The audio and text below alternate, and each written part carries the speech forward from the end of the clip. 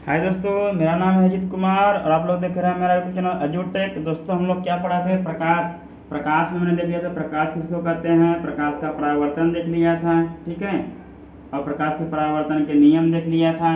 ठीक, समतल दर्पण में आपतन कोण, परावर्तन कोण, आपतित किरण, परावर्तित किरण। ठीक दोस्तों, ये सब हमने क्या दिया था, सब कुछ देख लिया था। ठीक है, उसके बाद हमने देखा था गोलीय दर्पण, फिर हमने उसका फोकस दूरी देखा।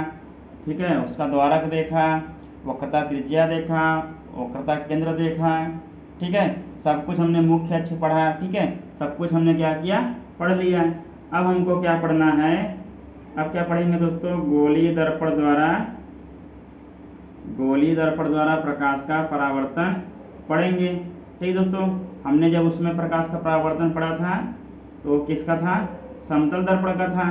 ठीक है, अब क्या पढ़ेंगे हम लोग? गोलीय दर्पण द्वारा कैसे प्रकाश का परावर्तन होता है। ठीक है, अब क्या करेंगे, इसको पढ़ने के बाद फिर हम लोग देखेंगे कि अवतल दर्पण द्वारा कैसे प्रतिबिंब बनता है और उत्तल दर्पण द्वारा प्रतिबिंब कैसे बनता है। ठीक है दोस्तों, अवतल दर्पण द्वारा जो प्रतिबिंब देखेंगे उसमें हमने एक शॉर्ट तरीका खोजा है। ठीक है, आपको याद रखने के लिए खोजा है, जो अभी हमने आपको बताएंगे। उसमें छह तरह से प्रतिबिंब बनता है। उसमें क्या होगा, 5 क्या होगा उसका रिवर्स होगा, एक क्या होगा उसके पीछे होगा। बस ये कैसे होगा अभी हम लोग नेक्स्ट लेक्चर में, मतलब इसी लेक्चर में देखेंगे। ठीक है दोस्तों, बिना टाइम वेस्ट किए हुए आगे बढ़ते हैं। अगर आप लोगों को ये वीडियो पसंद आएगा प्लीज़ लाइक और सब्सक्राइब जरूर कीजिएगा और अपने दोस्तों में जरूर शेयर कीजिएगा। ठीक है दोस्तों, चलिए आगे देखते हैं क्या है। तो दोस्तों, हम लोग गोलीय दर्पण द्वारा प्रकाश का परावर्तन पढ़ने से पहले एक चीज जान लेंगे। क्या जान लेंगे? किसी भी गोलीय दर्पण का अभिलंब, कोई भी गोलीय दर्पण होगा उसका अभिलंब हमेशा वक्रता केंद्र से होकर गुजरता है। ठीक है, ये जो वक्रता केंद्र है इससे होकर हमेशा अभिलंब गुजरेगा। ठीक है, जो भी जैसे भी कहीं से भी प्रकाश का परावर्तन होगा गोलीय दर्पण से, ठीक है, उसका अभिलंब हमेशा कहाँ से गुजरेगा? कहाँ से गुजरेगा दोस्तों? वक्रता केंद्र से होकर गुजरेगा। ठीक है, इस बात को आप लोग ध्यान में रखेंगे, बाकी चीज आपको समझाने में एकदम आसानी होगी। ठीक है, ये चीज आप लोगों को कोई नहीं बताएगा। ठीक है, ये हम बता रहे हैं आप लोगों को कि किसी भी गोलीय दर्पण का अभिलंब हमेशा वक्रता केंद्र से होकर गुजरता है। ठीक है, सेंटर ऑफ कर्वेचर से होकर गुजरता है। ठीक, इतना पता हो गया आप लोगों को। अब आइए हम लोग देखते हैं कि जब गोलीय दर्पण में क्या होता है, मुख्य अक्ष के समांतर किरणें आती हैं। तो हमने तो पहले से पढ़ा रखा है, जब कोई प्रकाश की किरण मुख्य अक्ष के समांतर आती है परावर्तन के पश्चात वो मुख्य फोकस से होकर गुजरती है। ये चीज हम लोग पहले से पढ़ चुके हैं, आइए फिर से एक बार देखते हैं। ठीक है दोस्तों, आइए दोस्तों देखते हैं। पहला क्या है, तो गोलीय दर्पण के मुख्य अक्ष के समांतर आने वाली किरणें परावर्तन के पश्चात मुख्य फोकस से होकर गुजरती हैं या मुख्य फोकस से दूर जाती हुई प्रतीत होती हैं।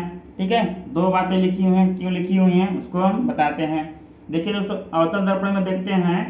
ठीक है, यह क्या है, किरण मुख्य अक्ष के समांतर आ रही है, यहाँ से परावर्तन हुआ, परावर्तन के पश्चात देखिए कहाँ से गुजर रही है, मुख्य फोकस से गुजर रही है। ठीक है, एक्चुअल में गुजर रही है, इसलिए क्या लिखा हुआ है, गुजरती है। ठीक है, मुख्य फोकस से गुजरती है। और देखिए दूसरे में क्या लिखा हुआ है, या मुख्य फोकस से दूर जाती हुई प्रतीत होती है। देखिए यहाँ उत्तल दर्पण में क्या हुआ है कि मुख्य की समांतर किरणें आ रही थी, अब परावर्तन के पश्चात क्या हुआ, देखिए परावर्तन के पश्चात सीधा क्या हुआ, ये मुख्य अक्ष से दूर चली, मतलब मुख्य फोकस से दूर जाती हुई प्रतीत, मतलब ये दूर जा रही हैं, अपसरित होकर दूर जा रही हैं। इसको हम पीछे की तरफ बढ़ाएंगे तो मुख्य फोकस में जाके मिलती है लाइन। ठीक है, जब इस लाइन को पीछे की तरफ बढ़ाएंगे तो मुख्य फोकस में मिलती है, इसीलिए हमको लोग कह रहे हैं ये मुख्य फोकस से दूर जाती हुई प्रतीत हो रही है। देखिए इधर से देखेंगे दूर जा रही है ना, तो दूर जाती हुई प्रतीत हो रही है, यही बात यहाँ लिखा हुआ है।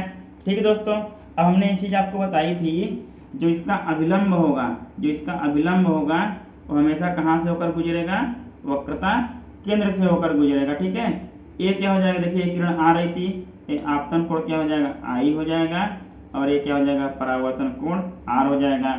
दोनों हमेशा बराबर होते हैं, आपतन कोण और परावर्तन कोण बराबर होते हैं। देखिए अभिलंब वक्रता केंद्र से गुजरा, यहाँ भी देखिए जब इसका अभिलंब खींचेंगे, इधर मिलाएंगे जब यहाँ पे, ठीक है, इसका अभिलंब जब खींचेंगे तो कहाँ मिलेगा, ये भी वक्रता केंद्र से होकर गुजरेगा। ये आपतित किरण था, ये क्या हो जाएगा, आपतन कोण I हो जाएगा, और ये क्या हो जाएगा, परावर्तित किरण था, परावर्तन कोण R हो जाएगा। दोनों कोष में I बराबर R हमेशा रहेगा। ठीक है दोस्तों, इतना समझ में आप लोगों को। जब बस इतना याद रखना, जब कोई भी किरण अगर मुख्य अक्ष के समांतर आती है तो परावर्तन के पश्चात सीधा सीधा वो किससे जाएगी, मुख्य फोकस से होकर गुजरेगी। ठीक है दोस्तों, अब इसका उल्टा भी है। ठीक है, इसका उल्टा देखते हैं हम क्या है। अगर कोई किरण मुख्य फोकस से होकर जाती है, मुख्य फोकस से होकर गुजरती है, तो परावर्तन के पश्चात मुख्य अक्ष के समांतर हो जाती है। क्या हो जाती है, मुख्य अक्ष के समांतर हो जाती है। इसमें क्या है, उत्तल दर्पण में क्या कहेंगे, यदि कोई किरण यदि कोई प्रकाश की किरण मुख्य अक्ष के समांतर मुख्य फोकस की ओर आती हुई प्रतीत होती है तो परावर्तन के पश्चात वो मुख्य अक्ष के समांतर लौट जाएगी। कहाँ लौट जाएगी, मुख्य अक्ष के समांतर हो जाएगी। क्यों ऐसा होता है दोस्तों, तो देखिए, जब कोण I कोण R के बराबर है, दोनों कोण बराबर हैं, जब इधर से किरण डालेंगे ऐसे आएगा, फिर उसका जब उल्टा करेंगे, जब इधर से किरण डालेंगे ऐसा होगा, परावर्तन तो वहीं से होगा क्योंकि I बराबर तो R है। ठीक दोस्तों, समझ में आ गया आप लोगों को। चलिए नेक्स्ट फिगर बनाते हैं। नेक्स्ट हम लोग ऐसे लिखेंगे नहीं थ्योरी, बस फिगर बना के आपको समझाएंगे। ठीक दोस्तों, आइए दोस्तों देखते हैं हम लोग कंडीशन 2 क्या है। और कंडीशन 2 हमने आपको बता ही दिया था, यदि कोई प्रकाश की किरण मुख्य फोकस से होकर गुजरती है तो परावर्तन के पश्चात वो मुख्य अक्ष के समांतर हो जाएगी। क्यों हो जाएगी, हमने बताया जब मुख्य अक्ष के समांतर आ रही थी तो मुख्य फोकस होकर गुजर रही थी। जब I बराबर R होता है, परावर्तन का नियम में क्या होता है, कोण I बराबर कोण R होता है। ठीक, अब देखिए, जब इधर से आई इधर गई, उसका हम जब उल्टा करेंगे, जब इधर से किरण डालेंगे क्या जाएगा, इधर से ही जाएगा क्योंकि कोण दोनों क्या है, बराबर है। ठीक है दोस्तों, इतना समझ में आया।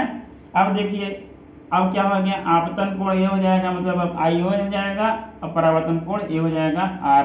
ठीक है, इसी प्रकार उत्तल दर्पण में देखते हैं, यदि कोई प्रकाश की किरण मुख्य फोकस की ओर आती हुई प्रतीत होती है, ठीक है, मुख्य फोकस की ओर आती हुई प्रतीत होती है तो परावर्तन के पश्चात मुख्य अक्ष के समांतर लौट जाती है। ठीक है, लौट जाती है। यहाँ भी वही नियम लागू होगा कि जब I बराबर R था, हमने पहले कंडीशन में क्या देखा, मुख्य अक्ष के समांतर किरण डाली, क्या हो गई, परावर्तन के पश्चात वो क्या हो गई, मुख्य फोकस से दूर जाती हुई प्रतीत हुई। जब हमने इसका उल्टा किया, मतलब प्रकाश की किरण जब इधर से डाली क्या हो जाएगा, तो परावर्तन इधर से हो जाएगा। बस आपतन कोण और परावर्तन कोण चेंज हो जाएंगे, इधर का उधर हो जाएंगे, लेकिन दोनों क्या रहेंगे, हमेशा बराबर ही रहेंगे।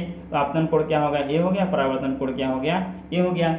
अभी दोस्तों बार बार हम लिख रहे होंगे यमयन जो हमने दर्पण का द्वारक पढ़ाया हुआ था ना, यही चीज है वो यमयन। इसको क्या कहते हैं, दर्पण का द्वारक कहते हैं। ठीक है, इसे यमयन से प्रदर्शित करते हैं। ठीक दोस्तों, कंडीशन नंबर 2 हो गया। आप लोग इसी तरह से लिख लीजिएगा कि यदि कोई प्रकाश की किरण मुख्य फोकस से होकर गुजरती है तो परावर्तन के पश्चात और मुख्य अक्ष के समांतर लौट जाती है। ये अवतल दर्पण के लिए है। उत्तल दर्पण के लिए आप लोग लिखना होगा, यदि कोई प्रकाश की किरण मुख्य फोकस की ओर आती हुई प्रतीत होती है तो परावर्तन के पश्चात मुख्य अक्ष के समांतर लौट जाती है। ठीक है, इतना चीज आप लोग लिख लीजिएगा। ठीक, कोई परेशानी नहीं होगी, बार बार आप लोग रोक के थ्योरी लिख लीजिएगा, हमने आपको बता दिया है। ठीक दोस्तों, चलिए नेक्स्ट देखते हैं। आइए दोस्तों नेक्स्ट कंडीशन देखते हैं हम लोग। नेक्स्ट कंडीशन में क्या होगा कि गोलीय दर्पण के वक्रता केंद्र से गुजरने वाली, ठीक है, या वक्रता केंद्र की ओर जाने वाली प्रकाश की किरण परावर्तन के पश्चात उसी मार्ग पर वापस लौट जाती है, क्योंकि आपतित किरण और अभिलंब दोनों एक ही रेखा में होती हैं। ठीक है, यहाँ देखिए, अवतल दर्पण के लिए आपतित किरण और परावर्तित किरण दोनों एक ही रेखा में है। यहाँ भी देखिए, अवतल दर्पण के लिए आपतित किरण परावर्तित किरण दोनों एक ही रेखा में है। ठीक है दोस्तों, अब आइए हम लोग देखते हैं कि ऐसा क्यों है। ठीक है, ऐसा क्यों है, सिर्फ इतना बता देने से आप लोगों को संतुष्टि नहीं होनी चाहिए। ठीक है, क्योंकि दूसरा कोई बताएगा नहीं मेरे सिवा। ठीक है, इसलिए ध्यान से देखिएगा। ठीक, अगर देखेंगे तो समझ में आ जाएगा।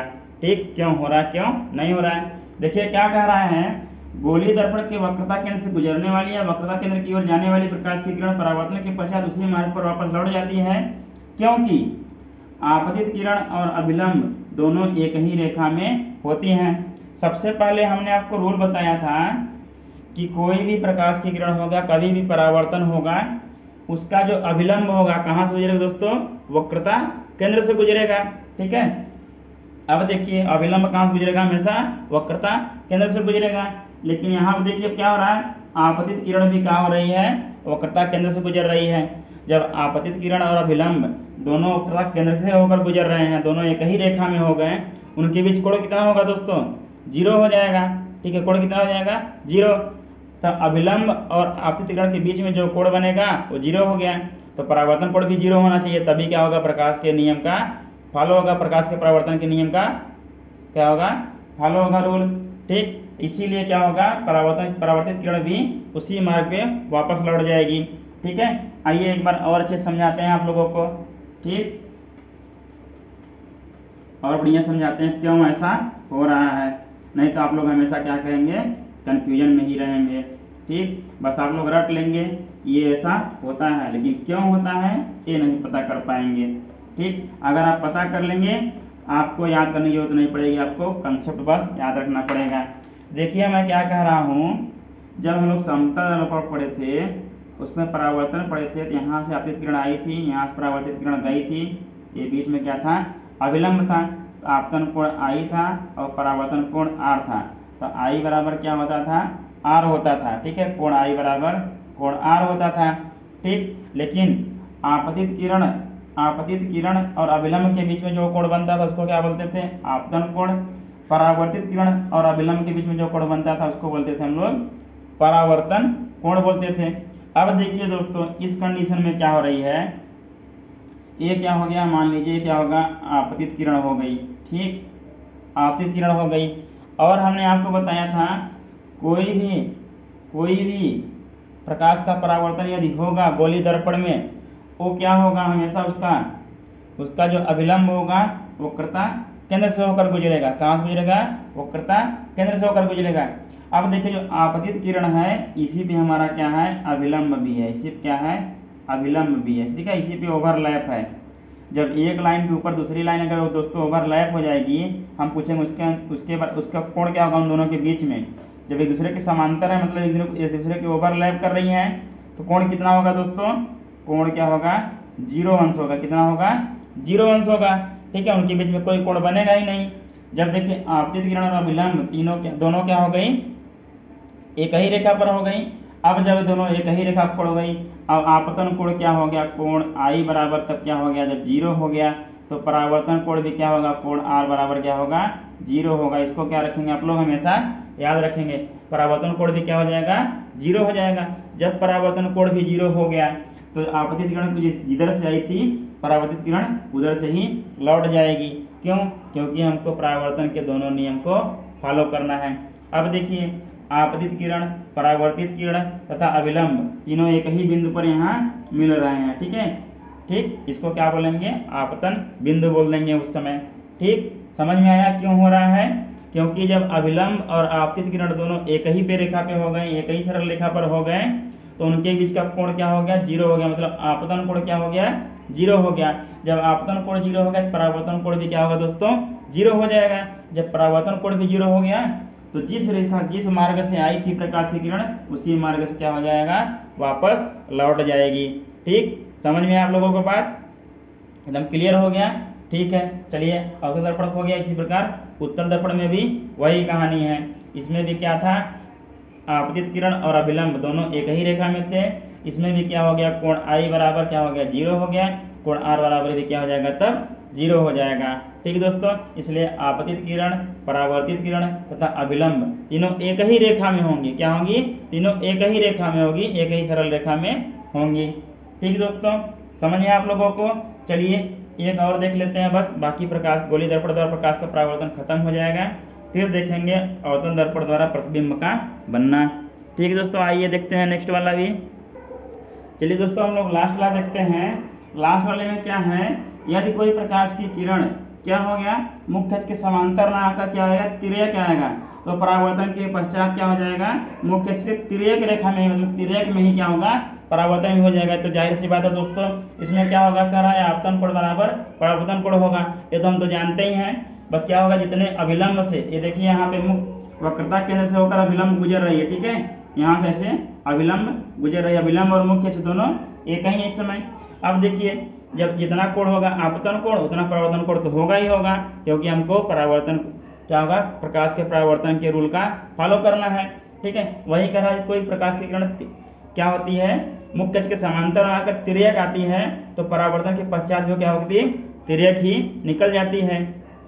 इसमें भी वही है, यदि कोई प्रकाश किरण मुख्य अक्ष के समांतर न आकर तिर्यक आती है, परावर्तन के पश्चात भी तिर्यक निकल जाती है, ठीक है क्या। लेकिन इसमें क्या होगा, हमेशा कोण आई बराबर कोण आ होगा, जो भी प्रकाश का परावर्तन का रूल होगा सब फॉलो होगा, ठीक है। कोण आई बराबर कोण आर होगा, प्रकाश के रूल का फॉलो होगा। और आपतित किरण, परावर्तित किरण तथा अभिलंब तीनों एक ही बिंदु पर, देखिए अभिलंब कौन सा है, ए हो गया है, ठीक। यहाँ क्या हो जाएगा, जहाँ दर्पण का ध्रुव है वही क्या हो जाएगा, आपतन बिंदु वही हो जाएगा, ठीक है। यहाँ भी तीनों मिल रहे हैं, ठीक दोस्तों, इतना समझ में आप लोगों को। अब क्या हुआ, हमारा प्रकाश का परावर्तन मतलब गोलीय दर्पण द्वारा प्रकाश का परावर्तन का रूल खत्म हो गया। क्या क्या रूल होता है, इससे क्या होगा, हम लोग इमेज बनाने में हमको आसानी होगी। अब हम लोग क्या करेंगे दोस्तों, नेक्स्ट लेक्चर में गोलीय दर्पण द्वारा प्रतिबिंब का बनना पढ़ेंगे। उसमें सबसे पहले हम लोग पढ़ेंगे अवतल दर्पण द्वारा प्रतिबिंब का बनना। उसमें सबसे पहले हम लोग शॉर्ट तरीका देखेंगे, जिससे आप लोग जिंदगी भर कभी नहीं भूल पाएंगे कि कहाँ पे वस्तु रखेंगे तो इमेज कहाँ बनेगी और कैसे बनेगी, ठीक है। वो चीज़ आप लोगों को कोई नहीं बताएगा। यदि आप लोगों को जानना है हमारे साथ वीडियो में बने रहिएगा, ठीक है दोस्तों। अगर ये वीडियो आप लोगों को अच्छा लगेगा प्लीज़ लाइक और सब्सक्राइब जरूर कीजिएगा और अपने दोस्तों में जरूर शेयर कीजिएगा। धन्यवाद।